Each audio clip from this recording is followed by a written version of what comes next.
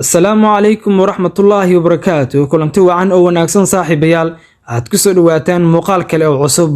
Muuqaalkan waxaan kaga hadlaynaa taariikhda kooxda kubadda cagta Barcelona, balse inta aan muuqaalkan u guda gelin waxaan ka codsanayaa in aad marka hore muuqaalkan aad leeg dhahdo sidoo kale aad sii share gareyso si aan u helno saaxiibo u qurux badan sida adiga oo kale.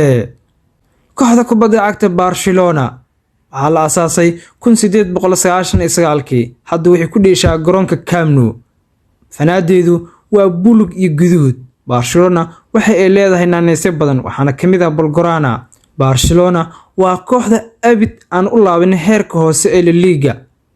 Atletico Bilbao, Real Madrid iyo kooxda Barcelona waa saddexda kooxood aan weligood u laabanin heerka hoose ee La Liga. Barcelona waxa ay leedahay xero aad cajiib ah oo lagu magacaabo La Masia, xeradaas oo ka soo baxaan da'yar dunida waalo.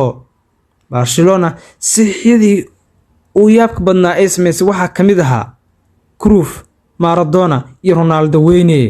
Barcelona waxa ay qaaday koob aad u fara badan waxaana kamid ah tartanka aadka u xiisaha badan inta badan kooxo ay ku dagaaltamaan ee UEFA Champions League kaasoo ay ka haysato tiro 5 jeer.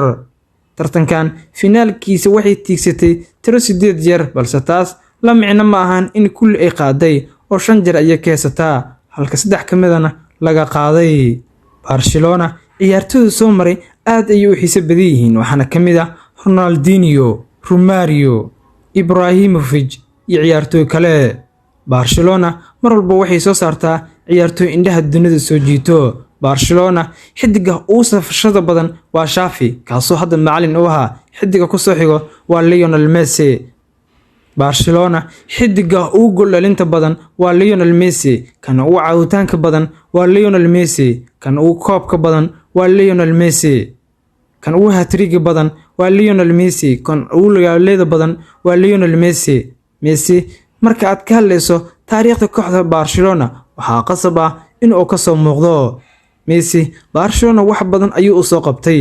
Barcelona waxa ay tiro 2 jeer ay qaaday koob lagu magacaabo saddexleyda oo markii ay kala hogaaminayeen Enrique iyo tababaraha kooxda Manchester City Pep Guardiola ayay kala qaadeen tiro 1 xilli ciyaareed.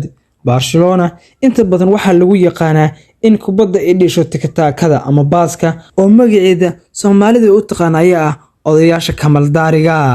Barcelona ma ahan taariikhdeeda mid aan halkan ku soo koobi karno oo muuqaalkan kuma dhamay karno, waayo waa koox aad u fac weyn. Taariikhaha ay sameysay kubadda cagta dhinac walba ma ahan kuwa halkan ku soo koobi karno, balse haddii aad dhameysatay muuqaalkan waad ku mahadsan tahay. Muuqaalka xigo inta aan ku kulmi doono saaxiibayaal waxaan idin leeyahay sidaas iyo nabadgelyo.